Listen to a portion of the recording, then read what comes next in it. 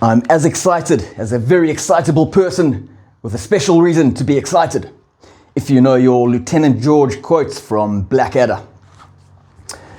Things seen and things not seen by the wonderfully named Friedrich Bastiat arrived recently, and I'm diving in.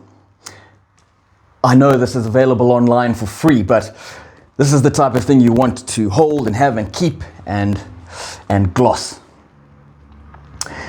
It's also, as you'll notice, very small. It's from those days when thinkers published short pamphlets, something I think we should bring back.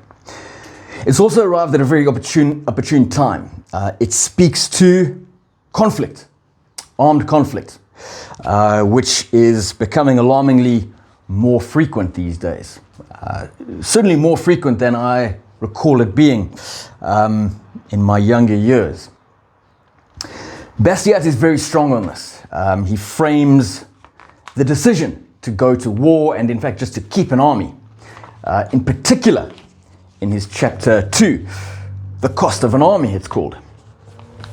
Now essentially all he's talking about here is an opportunity cost, but I think it's worth exploring partly because he puts it beautifully and also because people tend to ignore those. Bastiat talks about, firstly, the economic benefits of a war.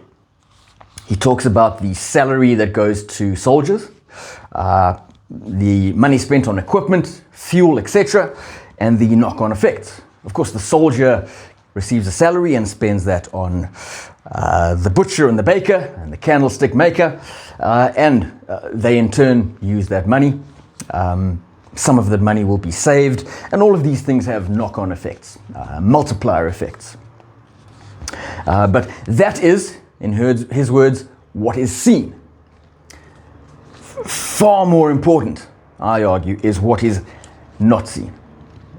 Bastiat says on page 10, but the hundreds of millions, he's talking about francs, but any currency, but the hundreds of millions being taken from the pockets of the taxpayers cease to support these taxpayers and those who supply their wants. This is what is not seen.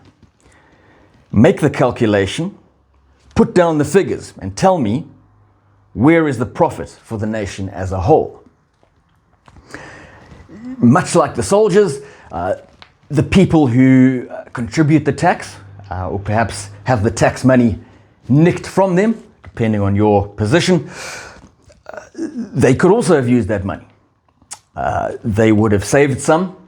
Some would have gone into equities to fund business, which is productive. Some would have gone to the baker, who would have then used money productively and spent it on his own needs. So this is what is not seen. I think far too often the decision, any economic decision, but the decision to go to war only includes that which is seen. So you'll hear people say, I think this war is going to cost $50 billion. That may be a low sum these days. The question you should ask then is that seen or unseen? Chances are it's only what is seen, it's what is actually spent. The questions to ask then, first, where did the money come from? Likely it was taken from taxpayers. Now, by definition, taxpayers are productive. They have found productive ways to use that money and tested that. The fact that profit or salary exists confirms that they have found a rare, productive way to use that money. Second question is, what would that money have been used on had it not been spent on armies, guns, boots, battleships? And again, these are sources that have proven themselves to be productive because the market economy has rewarded them. So Bastiat is a good reminder that when we say a war costs X, it probably costs multiples of X.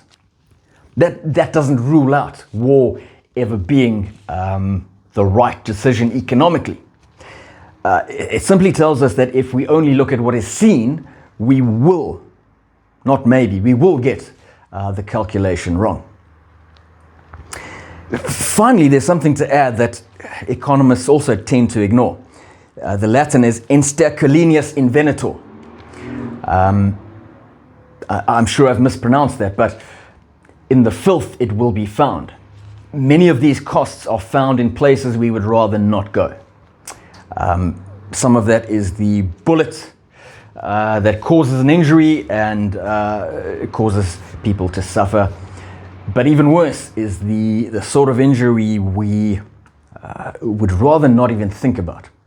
The shrapnel that blows off somebody's jaw. And just like the economic costs, we need to consider these, even if they're typically not seen, and consider them both now and in perpetuity.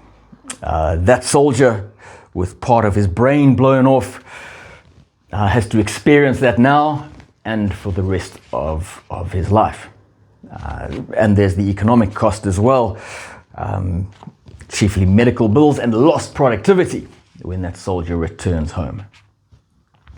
So that which is seen is important. That which is unseen, very often even more important. A great pamphlet by the incredibly smart Friedrich Bastiat, strongly recommended.